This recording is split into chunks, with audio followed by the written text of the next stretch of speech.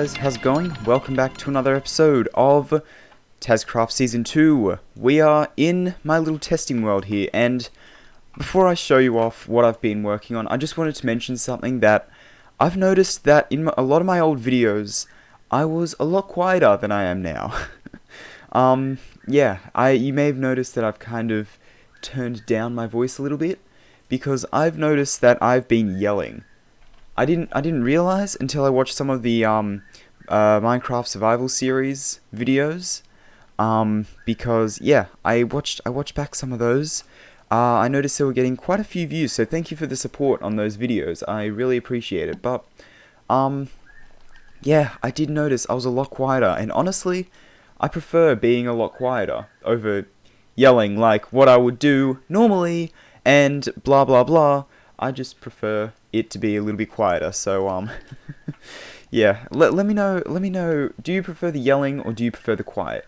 I prefer the quiet. I'm going to put a poll on screen now. It'll be up in the corner somewhere here in a little iCard. So please let me know whether you prefer me to yell or whether you prefer me to be quieter. Anyway, this is my testing world where I do a lot of testing things with redstone and various other builds. Oh, I remember that.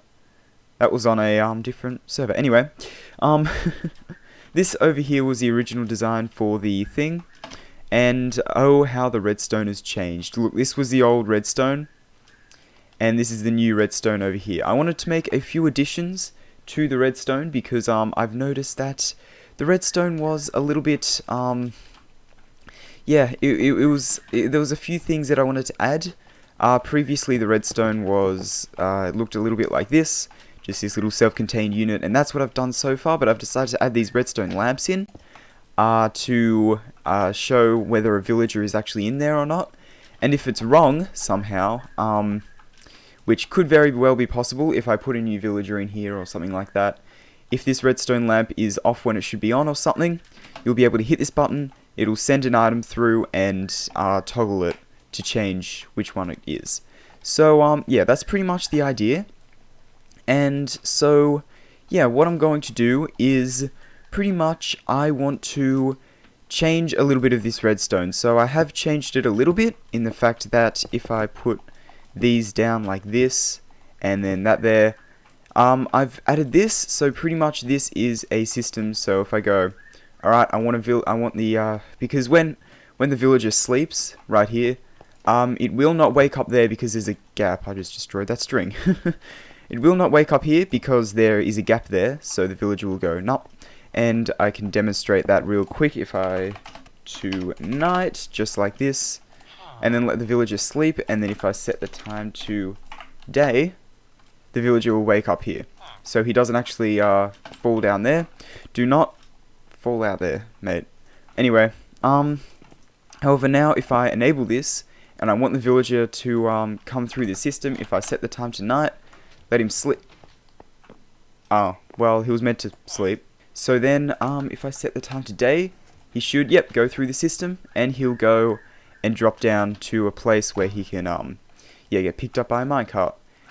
However, the problem with this system was that if this was disabled, just like so, and if I just get rid of this little system here, pretty much when a villager would wake up here, he would fall right the way through and take fall damage, which we don't want them to take any fall damage. So I put in this little extra line here, which pretty much whenever a villager falls down, I'll just act like a villager. If I fall down here, it'll actually re-enable those there, and that shouldn't affect the villager down the bottom. I'm just going to test that real quick. Okay, there we go. So they're both sleeping in their beds, as they should. Now if I set the time to day, that guy should stay there. But that guy goes through. Okay, perfect. That is exactly what I want. Okay, that's awesome. Yeah, so that's the whole system there. Basically, all I need to add is 2 blocks, 2 dust, and a torch right there, and all these lines going out, and the lamps, and all these lines coming out here. So I think I'm going to hop on the Tazzcraft server, and I'm going to start adding in these different bits. Now, here's something I kind of forgot about. Lighting this place up. Yeah, I need to do that. Otherwise mobs spawn in the redstone. I hate that so much. Okay, they've all fallen down. I'm going to light up this area because I always forget to do that. Always forget to light up what I've been working on. It's such a bad habit. Always remember to light up your things.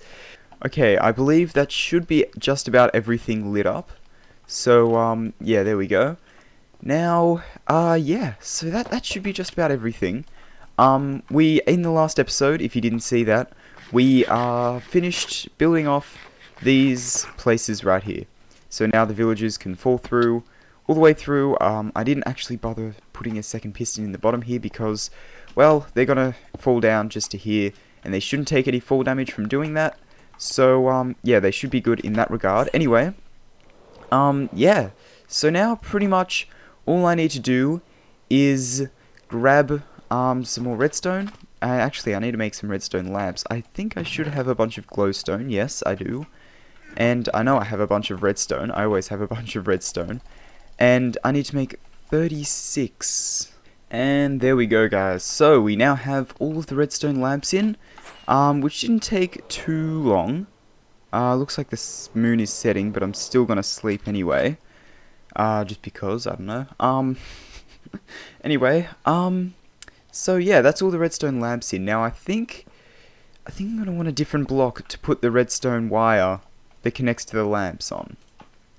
Maybe stone brick? Okay, I was about to say, did they change the recipe for stone brick?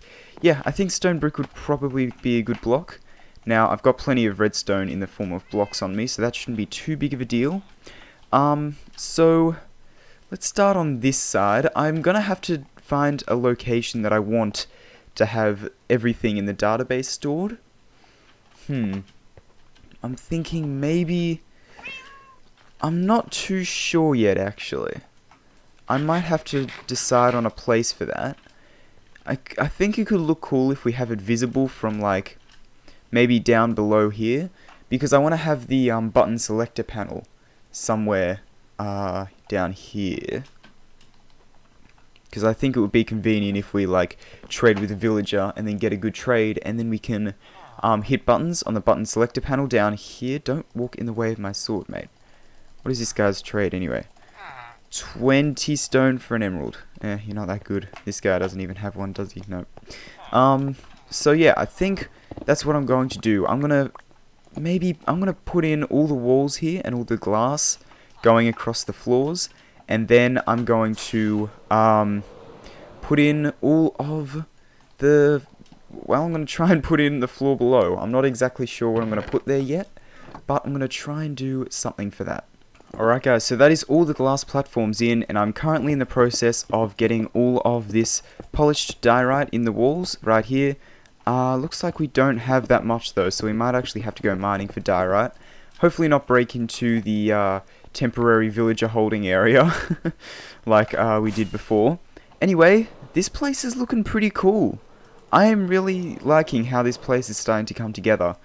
I have just realized though that this diorite is not going to line up with this. I'm not entirely sure what to do about that one. Maybe if we build this area above ground a little bit, maybe that could work. I'm not entirely sure. Anyway, I'm going to go ahead and do a whole bunch of diorite mining. I might get like a full shulker box of diorite or something like that. Because, well, we need diorite. Now that it looks actually half decent in this, with the new textures, I'm actually using it quite a bit because I really like the new diorite texture. It is probably the best improvement to any texture they've ever made. But anyway, I'm going to go ahead and do some diorite mining, and I'll be back with you once I've done that. Guys, you know how I was saying that I really hated that I made this, that I did this project before? It is actually pretty handy to get back up to the surface, I will say. Anyway, I have now got a full shulker box of diorite. It took down about half my pickaxe durability. So I think what I'm going to do is I'm going to head over to the Enderman XP farm that we built, I believe 2 episodes ago, and mend that guy up a little bit. We should be good to do that. And I'm considering digging like a fast tunnel to it from my base, because I have a fast tunnel to the shopping district, However, I don't have a fast tunnel to the end, and I might want a fast tunnel to the end because it takes, it's fairly far away, and I think with a diagonal tunnel it could be a lot faster. I totally forgot how fast the pickaxe mends. Wow, okay, and how fast my inventory fills up with ender pearls. Jeez, okay. I think I'm definitely gonna have enough to take back home. Anyway, yeah, that's why I brought these guys down to one hit. It's not super efficient, but like, look, our pickaxe is already mended. Does it really matter that it's not ultra efficient? I don't think so. Anyway, I'm going to mend up my elytra here as well, which should be done just about now. Yep, there we go. Okay, I'm gonna head back and head back home if I can get that to work.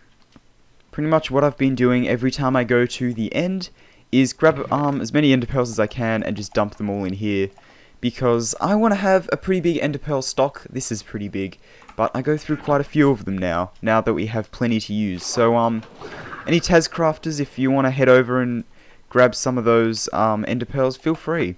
You can come over to my base, or alternatively go over to the end and farm some for yourself, because they're very easy to farm. They're really not very hard at all. Anyway, I'm going to make 4 stacks of polished diorite right here, and I'm going to build up all these walls. Hopefully 4 stacks will be enough. If not, I've got a whole shulker box full of diorite, so I should be fine. Anyway, I'm going to build this up just like this, and I will be back with you once I have put in all these walls. And I'm going to have to mine this out a little bit. And there we go. So now that is all of the diorite in place for the walls, and it doesn't look great. It doesn't really look that good, but I can imagine it would look even worse with the old textures. In fact, let's put them on. Oh my word. Look at this. Oh man. Oh no.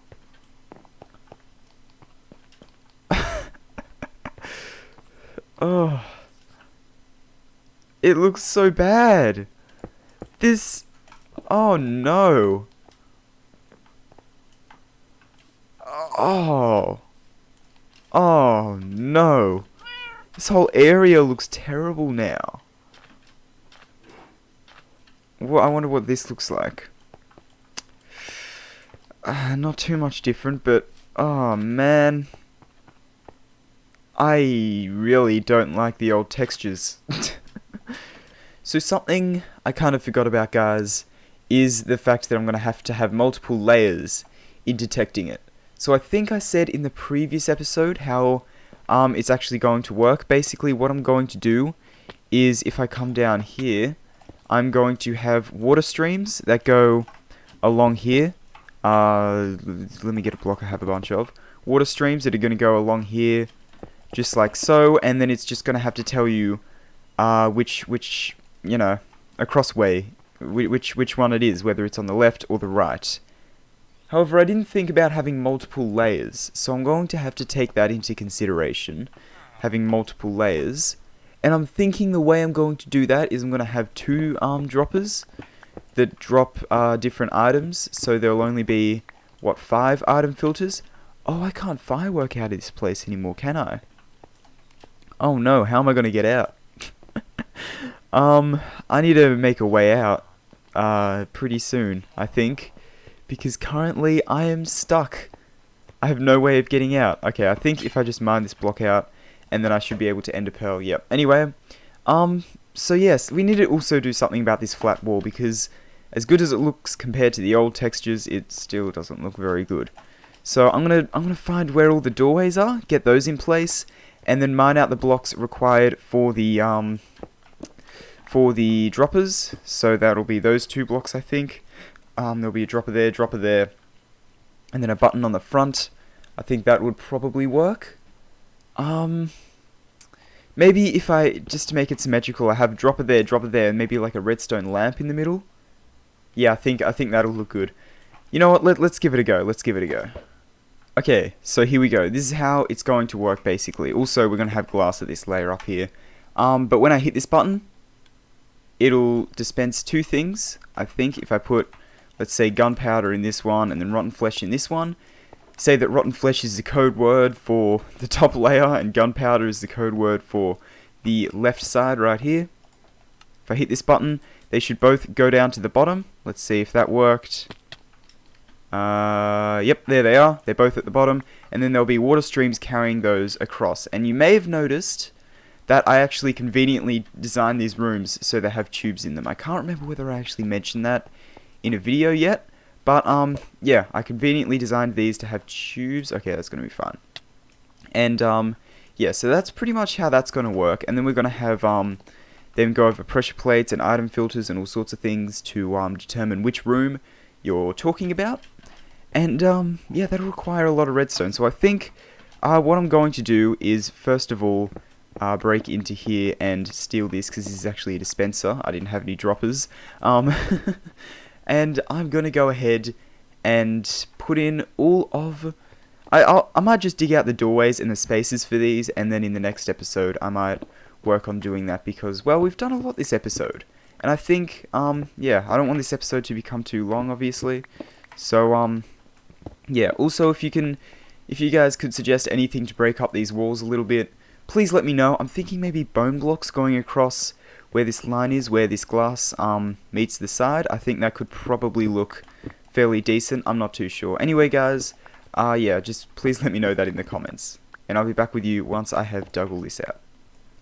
And there we go, guys. So now we have dug out all of the blocks needed for the doorways, and I will say that does break up the texture a lot, but I'm thinking maybe bone blocks along here, not where the glass is, but like behind the glass, where these blocks of diorite are, have glass blocks. I think that could work pretty well, and we need torches in this area. Maybe incorporating glowstone into the place might be a good idea.